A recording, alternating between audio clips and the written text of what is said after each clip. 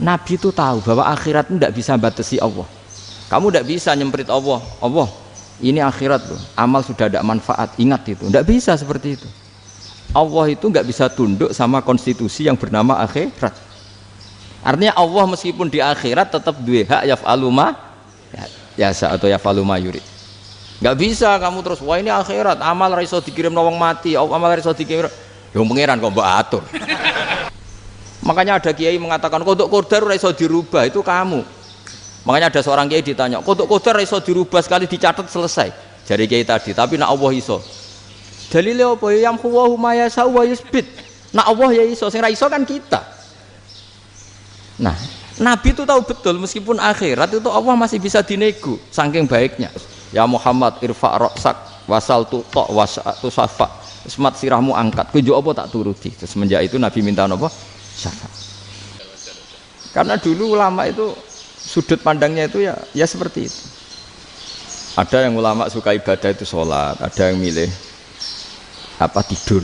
Sampai Imam Ghazali bilang suatu saat ibadah terbaik di zaman akhir itu tidur kan. Sholat saja kalah sama tidur kan. Tapi itu loh ya, yang wajib tetap loh, terus kamu gak sholat wajib. Begini beliau mencontohkan itu. Ada orang sholat tahajud terus obsesinya itu ingin hajatnya terkabulkan. Sementara yang tidur obsesinya nikmati rahmatnya Allah, boleh tidur, bisa tidur. Kata Imam Ghazali, timbang kita tahajud terus nuntut pangeran aduk turu katanya. Mergo engko di akibat terus setan memberi bisikan, lho nyatanya kamu tahajud ya gak terkabul, berarti cerita bahwa Nabi ngendikan kalau doa tahajud mustajab enggak. Daripada ngono ki aduk turu ora tau ndonga Imam Ghazali. Timbang abri-abri Islam ya, timbang elek-elekin apa? Islam. Jadi ulama itu mulai dulu itu sudah berpikir. Banyak orang menjadikan tahajud, sholat malam itu media untuk hajatnya. Dan kalau nggak kesampaian ini mutung. Nyalahkan kiainya ijazah ramandi. Macam. Daripada ngono ora usah apa? Tahajud wis turu. Dan jenis kayak ini tuh banyak. Makanya ulama kayak saya itu saenake dhewe itu ya jarak.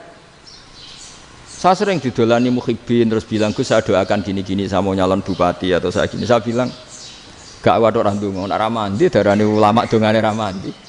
Nak mandi kamu jadi bupati tetap nganggep karena beli. Sopo sing ora roh bupati saya gak beli. Ribet kan? Ketika mereka jadi ngunsurkan doa kamu apa karena kemarin beli? Yang beli maksudnya nggak beli nggak usah tersinggung. Jadi ribet ngadepin. Nggak artinya gini loh, doa itu jangan dipakai begitu loh. Kalau minta nasihat tak nasihati jadi bupati yang baik, gubernur yang kalau minta doa itu resikonya. Akhirnya kiai kalau diminta doa ya doa sebenarnya diisinya itu nggak doa kemenangan. Selamat. Itu nggak selamat gitu. Karena ribet. Makanya Islam itu doa itu setelah iman.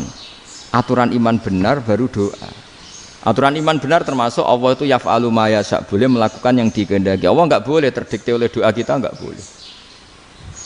Ya saya ulang lagi ya, mazhab Hasan Asyadzili ini khas kita. Jadi la ilaha illallah itu didahulukan sebelum istighfar. Tapi kebalikannya mazhab Imam Sanusi itu dibalik. La ilaha illallah itu kalimat yang sakral. Karena yang sakral dibutuhkan muqaddimah, yaitu yang melafadzkan harus yang sudah bersih, yang sudah steril baru melafadzkan la ilaha illallah. Maka dalam mazhab Sanusiyah istighfar dulu baru la ilaha illallah. Nah cara mazhab Abdul Hasan Asyadzili kebalikan, istighfar itu sah setelah sahnya tauhid. Kamu ikut mana tuh? Asyadzili apa Sanusiyah? Alhamdulillah sama-sama tidak paham ya sudah. Akhirnya tidak, ya saya nggak kemana-mana kan. Gitu. Jadi apa ya? Terus ini saya teruskan ini biar khas pesantren atau khas NU lah, kalau bahasa Pak Rektor khas NU. Ini Ben sampean tahu beberapa perbedaan itu lazim, halaman 24. Ya halaman 24 sama 25. Tak baca ini masih orisinil. An Sufyan bin Uyainah ini juga gurunya Imam Syafi'i. Kata Sufyan bin Uyainah beliau cerita, kana Isa wa Yahya alaihi wasallam ya'tiyanil qaryah. Fayas'alu Isa an syirari ahliha. Was'alu Yahya an khiyari ahliha. Jadi Nabi Isa dan Nabi Yahya itu satu generasi, sama-sama masih muda.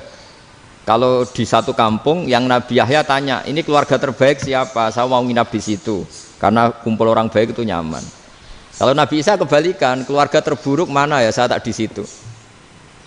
Nah terus akhirnya faqala lahu Yahya, lima tanzilu ala syirarin nas. Kenapa kalau kamu bermalam kok malah kumpul orang-orang yang nakal? Innama ana tabibun udawil mardo. Saya ini nabi ibarat dokter. Di mana-mana dokter yang ngumpuli yang sakit, ngobati yang sakit. Makanya di NU itu ya banyak Kiai Jazab mengumpuli yang nakal-nakal. Nak tepak yang ngentas yang nakal, nak ora tepak ya katut. Ini adu nyali lah sudah gitu. Tapi itu ada ilmunya, yaitu niru Nabi siapa? Isa. Kalau kamu dokter penelitian tuh cari daerah yang banyak pandemi apa yang bersih? Yang banyak pandemi, karena yang namanya penelitian ya di situ kan. Kalau kamu dakwah ngentas kemiskinan, ke daerah miskin apa daerah kaya? Nah sama, kalau ngentas kefasikan ke daerah fasik apa daerah orang soleh? Fasik. Ya, tapi itu Nabi Isa. Nah kalau kamu tidak Nabi kan potensinya kan ngadut itu. Tapi setidaknya bahwa kita sering disalahkan karena punya beberapa tokoh yang ngancani fasik-fasik, itu sebenarnya ada dalilnya, yaitu Nabi siapa? Isa. Nah terus masalah tegas dan lunak.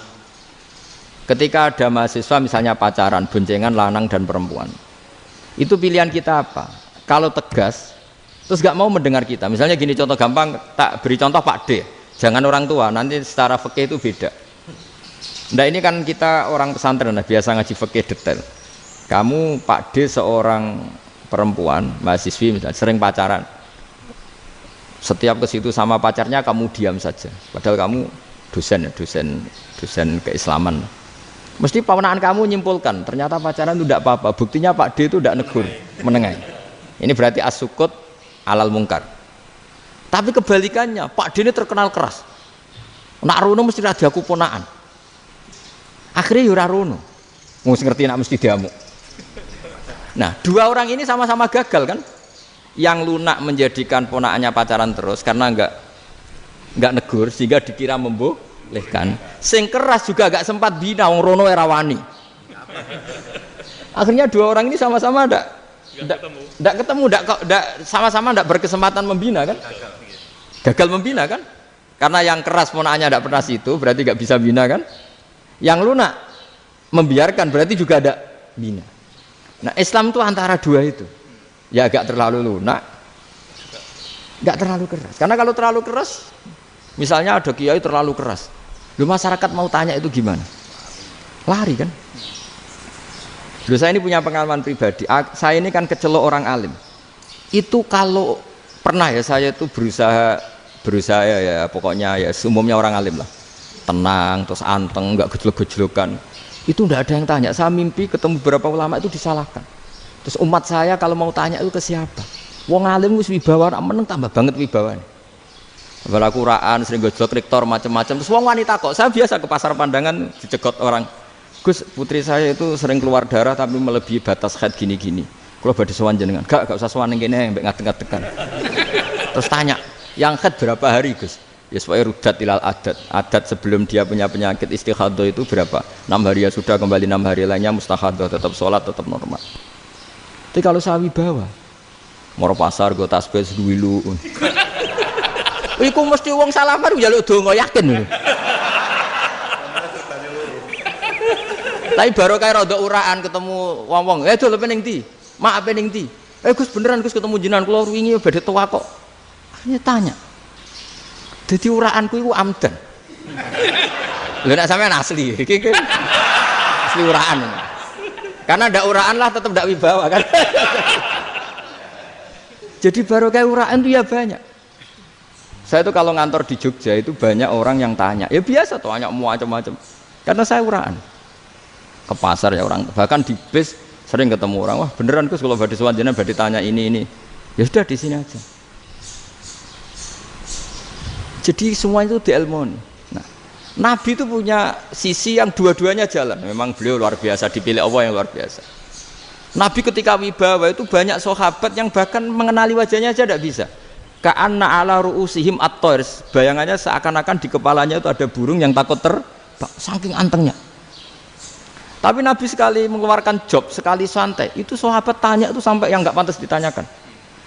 Nabi saya tadi kumpul istri saya, tapi tidak inzal, itu wajib mandi ndak?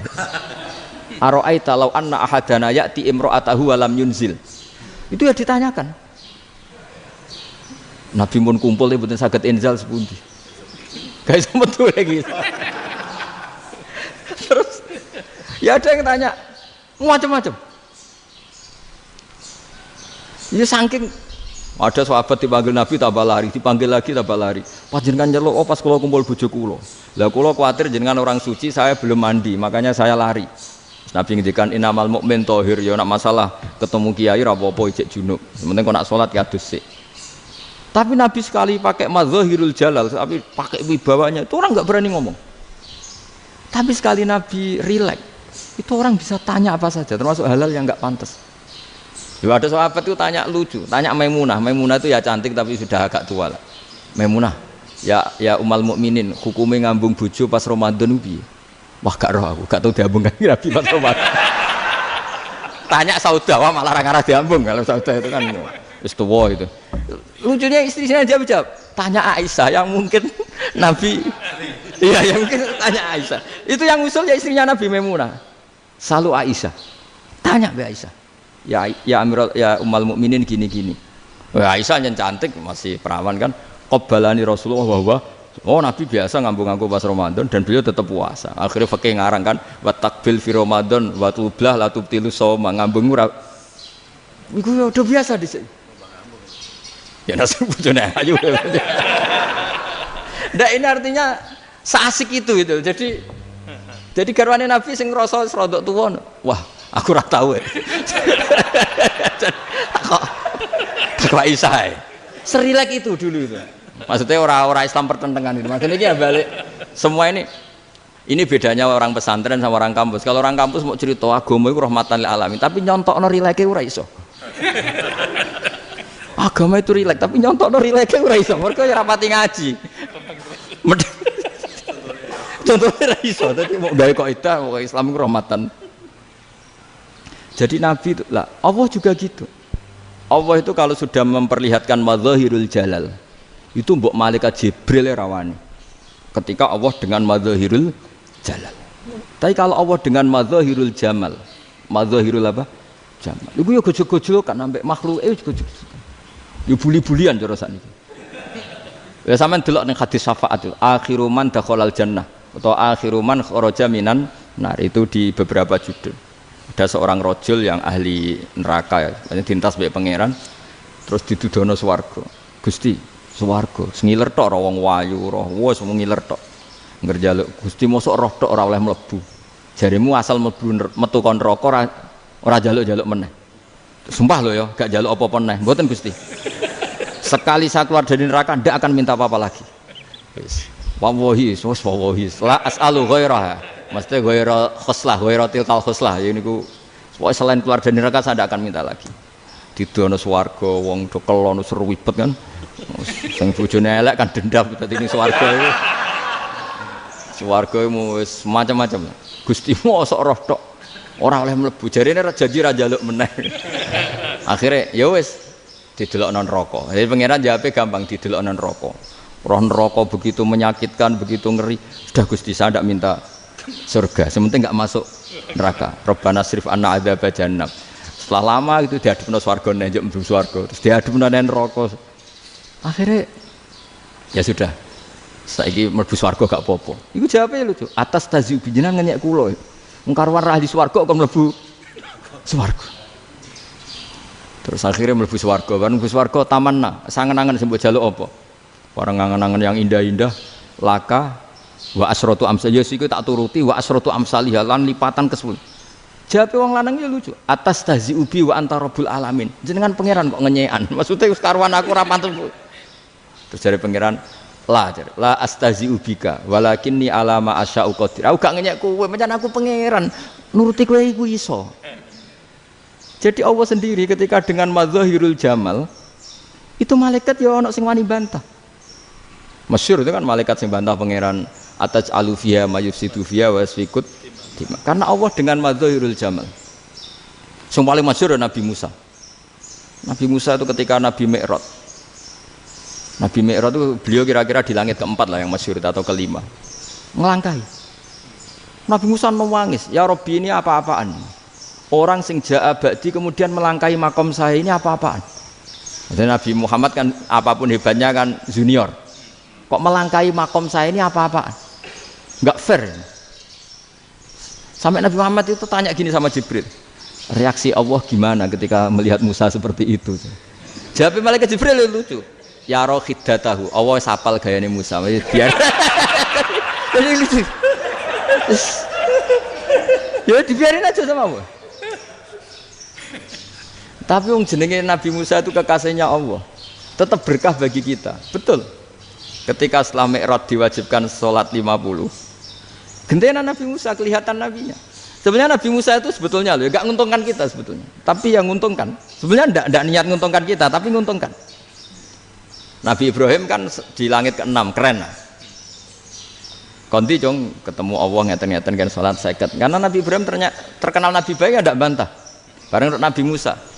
Kenapa diceluk pangeran? Kula kan salat ping 50. Inna ummataka la tutiku dalik. Wah, gak kuat umat. Serai-rai gak umatmu ora ngarah kuat 50 rakaat. Tapi sebenarnya Nabi Musa itu niatnya bukan membela kita. Fa inna ummati la umatku sing gagah-gagah ra iso meneh umat. Berarti sebetulnya ya itu masih pakai gengsinya gitu. Wes ngono-ngono lah sementing kita untung. Sebetulnya dia itu gak terima wong umat saya aja yang lebih kuat. Gak kuat apalagi umatmu. Lah terus sebutin irji ila rabbika fas'alhu takhfif. Itu berarti Allah dengan madzahirul jamal. Sudahlah, datang ke Allah minta keringanan. Allah itu baik. Minta, ambek Allah diringanan mau 5 tok. Jadi cek 45. Balik ke Nabi Musa, piro 45. Cek ra kuat umat. Wong umatku ra kuat. Jadi sebenarnya dia bilang umatku ra kuat. Lho cara Nabi Muhammad model wong Malang. Yo beda umatku mbek umatmu. Ribet kan? Beda. Lho Nabi Muhammad kan enggak seperti itu kan? Enggak punya akhlak Malang kan? Akhlak. Maksudnya akhlaknya mujur itu loh, akhlak yang baik gitu loh. Ya, akhlak yang mujur bukan yang Malang gitu. Jadi Nabi ya manut. Tinggal 40 kan, dikurangi lagi 35 sampai 9 kali kan? Masyhur itu. Ya kan kalau dikurangi 55 kan berarti turun naik kan 9 kali. Lalu itu setelah 5 itu Nabi Musa aja usul, masih ragu. Itu cara Nabi munggah nentek. Ini entek ya. Terus iya ada tuntas betul.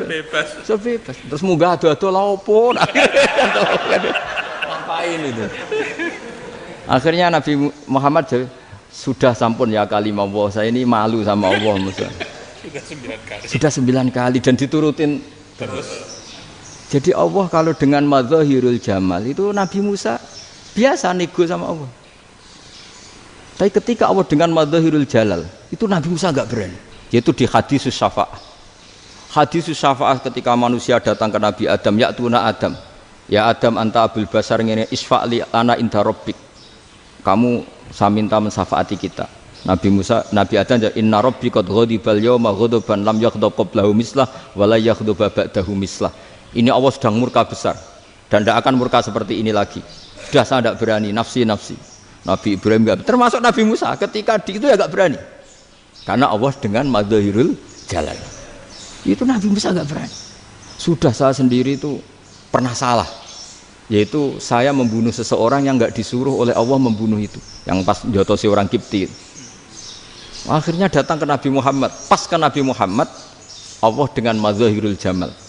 Dengan madzahirul jamal sampai Kanjeng Nabi ngendikan analah saya akan memintakan syafaat kalian.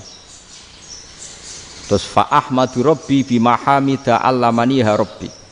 Saya muji Allah dengan pujian-pujian yang orang lain tidak tahu, hanya saya yang diajari, kata Rasulullah. Nah di sini menurut banyak ulama termasuk kitab yang saya baca, kenapa Muhammad sebagian namanya Ahmadu? Itu dari af'al tafdil fa Muhammadun ahmadu min ghairihi. Muhammad Rasulullah itu kalau muji Allah di atas cara mujinya Nabi yang lain. Jadi Ahmadu bukan dari fi'il mudhari' lil mutakallim tapi dari af'al apa? Tafdil. Fa Muhammadun ahmadu min ghairihi. bahwa Kanjeng Nabi Muhammad SAW itu cara mujinya Allah di atas pujian para nabi. Makanya di sini Sayyid Ali Zainal Abidin kalau muji hamdal hamidin wa fauqa hamdil hamidin. Jadi pujian saya ini di atas rata-rata cara mereka apa? Memuji. Yaitu sirinya apa? Nabi itu tahu bahwa akhirat itu tidak bisa batasi Allah. Kamu tidak bisa nyemprit Allah. Allah, ini akhirat loh. Amal sudah tidak manfaat. Ingat itu. Tidak bisa seperti itu. Allah itu nggak bisa tunduk sama konstitusi yang bernama akhirat. Artinya Allah meskipun di akhirat tetap duwe hak yaf'alu ma yasa atau yaf'alu ma yurid. Nggak bisa kamu terus wah ini akhirat amal ra iso dikirim wong mati, amal ra iso dikirim. Ya pangeran kok mbok atur. Kalau kita yang mengirimkan tidak bisa, tapi kalau Allah tetap bisa. Makanya ada kiai mengatakan kodok qadar ora iso dirubah, itu kamu. Makanya ada seorang kiai ditanya, kodok qadar ora iso dirubah sekali dicatat selesai. Jari kiai tadi, tapi nak Allah iso. Dalile apa ya huwa ma yasha wa yusbit. Nak Allah ya iso, sing ra iso kan kita. Nah, Nabi itu tahu betul meskipun akhirat itu Allah masih bisa dinego saking baiknya. Akhirnya Nabi sujud, masyhur itu terus, ya Muhammad irfa' ra'sak wasal tu ta wasatu safa. Semat sirahmu angkat, kunjuk apa tak turuti. Terus semenjak itu Nabi minta apa? Syafaat. Jadi makanya terus banyak GNO sing macam-macam lah. Sing ana sing potongane wedi terus hati-hati. Iku berarti makome Madhahirul Jalal. Ana sing amen guyon nek makome Madhahirul Jamal. Ana sing ra jelas ngene iki, sing ra jelas. Nak guyu buanter kok nangis yo buanter. Jebule urusan utang. Lah ini sudah yang udah. Jadi makanya yang rileks saja. Sebenarnya agama ini santai, rileks karena agama ini harus bifarohin wasururin. Enggak boleh agama ini dibawa dengan kekerasan, dengan antisosial. Karena agama ini harus kul bi fadlillah bi rahmati fa bidzalika falyafrahu, harus senang, harus rileks. Makanya saya jadi kiai itu senang takutnya gini. Sekali saya tidak senang jadi presiden buruk. Ternyata jadi wong alim ora enak. Itu contohnya. Sampai merengut terus uripe susah. Nanti orang tidak berani jadi orang alim. Makanya saya buktikan bahwa saya lebih bahagia dibanding rektor. Nanti orang ingin jadi rektor semua, nggak ingin jadi orang alim. Iya, makanya ini kan bentuk kearifan lah. Jenengan ngakui fungsi kiai kayak saya itu bentuk kearifan. Saya juga ngakui jenengan ini butuh kearifan. Saya sering didolani KUA itu. Itu rata-rata ya didikan kiai. Kompilasi hukum Islam itu banyak ya, janda cantik. Contohnya harus cantik, kalau jelek nggak mungkin terjadi kan. Ada janda cantik kebetulan suka kawin tapi takut zina. Saya ulang lagi, suka kawin tapi takut. Itu seringnya gitu Pak Rektor. Jadi dia kawin bosen, bilang ke KUA, Pak saya sekarang mau nikah sama ini. Loh, tapi kamu mau punya suami. Ya tapi kan nggak tercatat Pak. Itu KUA-nya rata-rata itu nggak berani. Meskipun nggak tercatat, karena secara fikih meskipun nggak tercatat tetap dia seorang perempuan yang bersuami, maka nggak boleh nikah sama orang lain. Tapi secara hukum santri nggak bisa dong menikahkan perempuan sing dzati zaujin yang punya suami. Jadi ini barokahnya kerjasama yang baik. Jadi di masyarakat itu tertanam didikan kiai nggak boleh nikahkan perempuan yang bersuami. Tapi di KUA ngikuti hukum formal. Dan di Indonesia itu KUA itu rata-rata konsultasinya ya sama kiai, sehingga ya nggak berani akhirnya meskipun aku wedi mlebu neraka mbak gak iso. Dan itu buahnya. Seorang lagi ya, makanya ini kan pesantren itu nggak boleh mati. Orang kiai-kiai kayak saya nggak jelas-jelas itu harus lebih jelas lagi. Karena ini yang on time, yang online, yang siapa saja bisa tanya. Saya itu SMS saya itu nggak punya HP WA. HP jadul itu SMS-nya tiap hari tak berapa, orang yang tanya dari Kalimantan, dari Aceh. Gus di kampung saya ada masjid 2 itu yang sama, ada yang dari orang perkotaan, Gus di perumahan baru ada masjid, yang Jumatan baru orang 12, sah enggak? Ya langsung saya jawab, sah. Dalilnya ini. Ya sudah, nah, tapi kata Imam Syafi'i gini harus orang 40, itu madzhab Syafi'i, dalam madzhab yang lain gini-gini. Itu kalau tanya rektor itu kan ribet. Masuk ajudan dulu, asisten dulu, panjang.